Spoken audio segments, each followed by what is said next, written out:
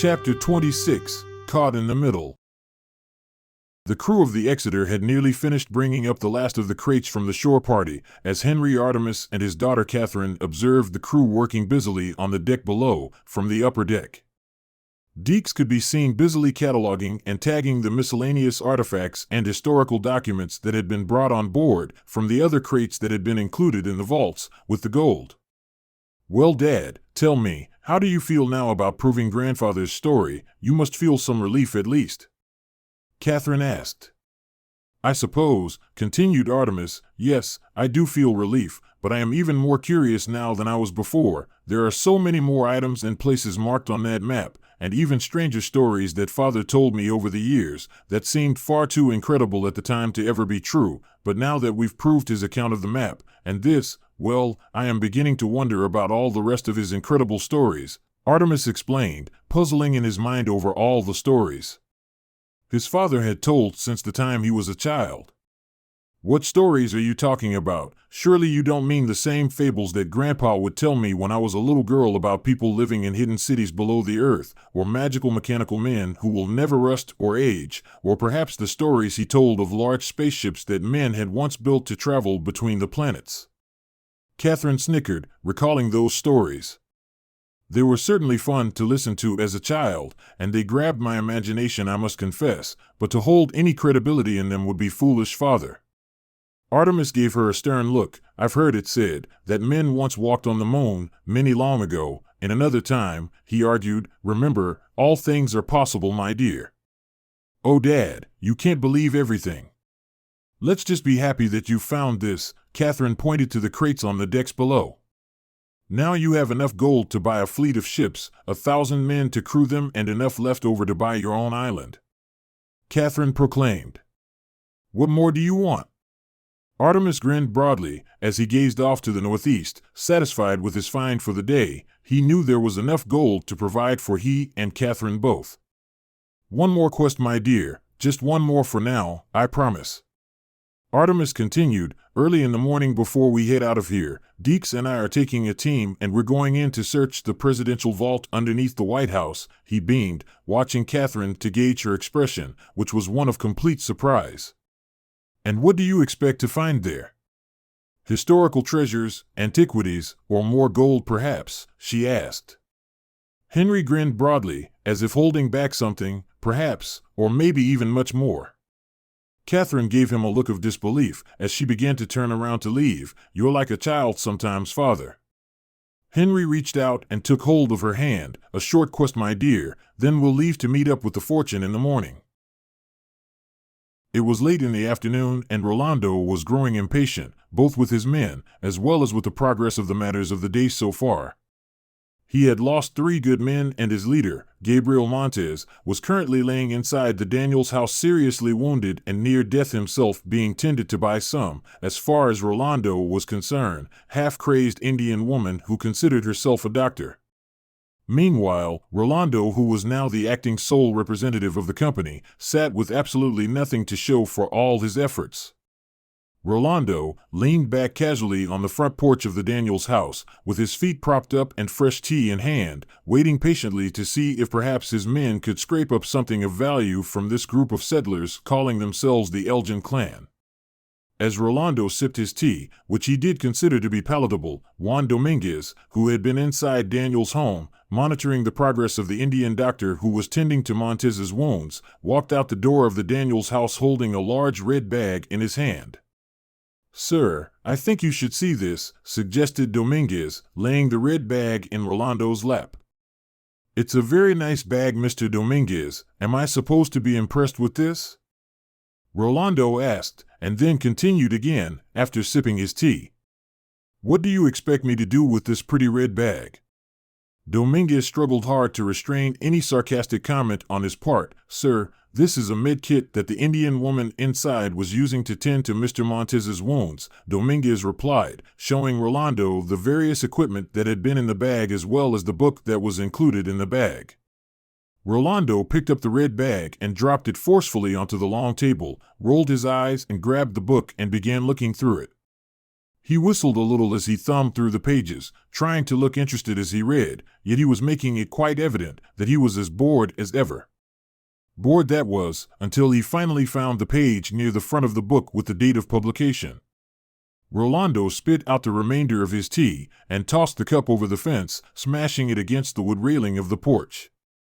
Pieces of pottery from the cup flew through the air, landing in the laps of all those who had been forced to sit down on the porch, lined against the sides with their hands bound and tied. Rolando quickly stood up, grabbing the revolver from his waist holder. He lowered its aim at Elijah's head. "Explain this," Rolando demanded. "Where did you find this?" "I don't know where it came from," muttered Elijah, shaking his head, who spoke the truth, since they were nowhere around when Caleb had brought the bag to Chelina earlier that afternoon. Rolando cocked his pistol and moved in closer to Elijah. "Someone around here better start talking, and soon," warned Rolando, looking around the dozens of faces staring at him. "Come on, people. I'm having a real bad day here. Someone better start talking before I lose my temper," roared Rolando.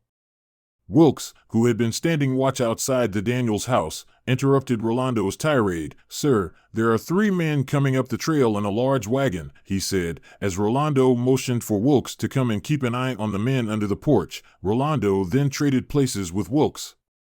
Carefully returning his pistol to his holster, hidden underneath his suit coat, Rolando then waited to greet the 3 men at a distance from the Daniels house. As they neared the house, Rolando held up his hands to stop the horses. "Whoa there," he yelled, waiting for the horses to come to a complete stop. "Good afternoon. My name is Serge Rolando, and who are you gentlemen?" he asked, trying his best to appear friendly. "Hello, I'm Joseph Daniels. These 2 here are my friends, Uriah Elgin and his son Stephen. Where you are standing is my home. Now what can I do for you this afternoon?" asked Daniels. "Well, for one thing, I would like for the 3 of you to slowly get down off of that wagon. I have several questions to ask you," ordered Rolando, quickly reaching into his holster and pulling out his revolver. Daniels, Uriah, and Stephen did exactly as Rolando ordered.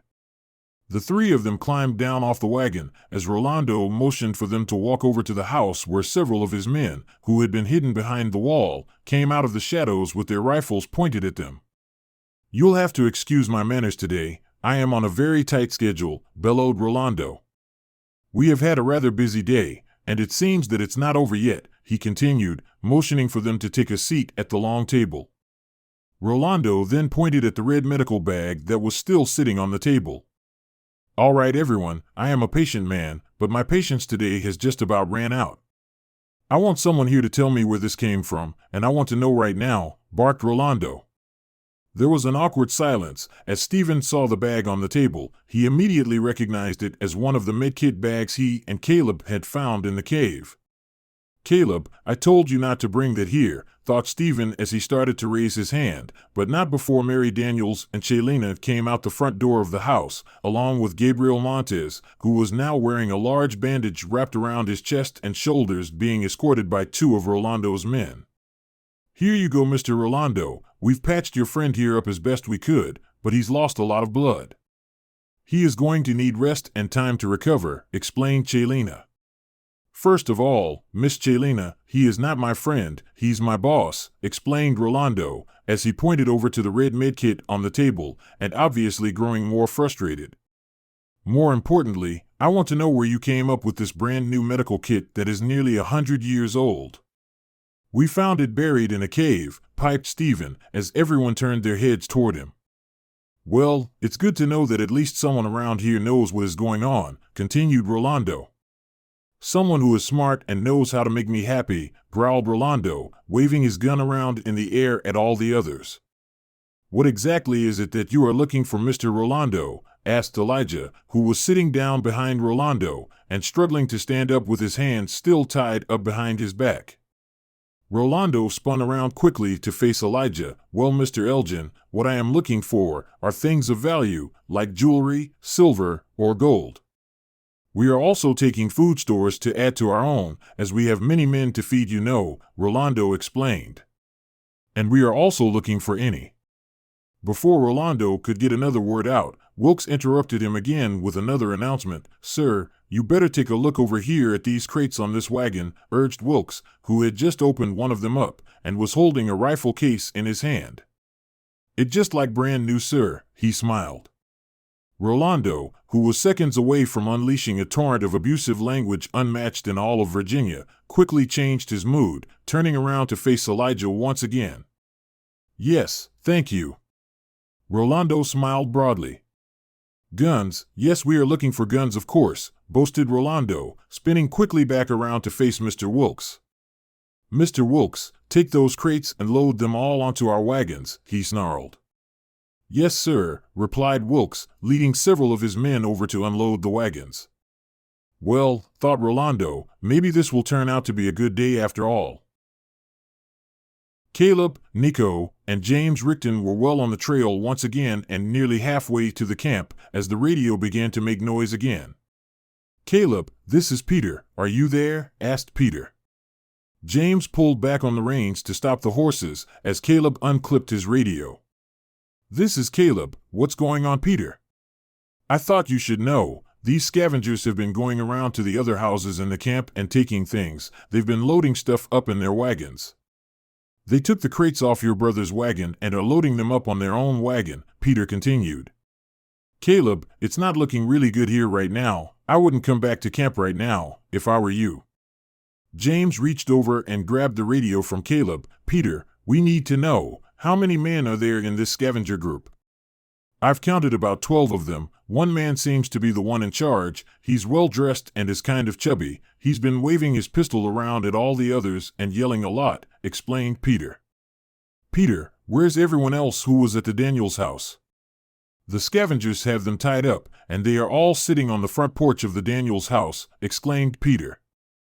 I've been trying to get in a little closer to get a better look, but it's so far from the cornfield to the house that I can't see clearly enough or hear enough to know everything they are saying, explained Peter.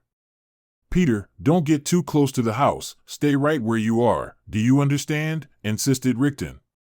Yeah, Dad, don't worry, I'm okay. Are Nico's two friends still with you? No, they took off a little while ago. Caleb held out his hand for the radio again. Peter, we are about 20 minutes away from the camp, but we will be coming in from the river north of camp. Meet us by the old bridge in 30 minutes, said Caleb. Sure, I'll be there. Good. Peter, do you know where Mark or Seth might be? I'm not sure, but I think they might be on the porch with the others, continued Peter, as the radio began to buzz and rattle. I'm trying to look and see if they are up on the porch. No, can't see them. But it looks like Peter's radio signal suddenly ended abruptly and there was silence. Rickton reached over and grabbed the radio once again from Caleb. Peter, son, are you there? Again, there was silence. Rickton looked at the other two boys anxiously and then apologized to Caleb, sorry Caleb, and handed the radio back to him. For several minutes, all they could hear was the sound of the birds chirping in the nearby woods as they gathered their thoughts about what to do next. Suddenly, a sound came over the radio once again, as if someone was trying to send a signal. Hello there, Caleb, came the man's voice, booming over the radio. My name's Rolando, and we need to talk.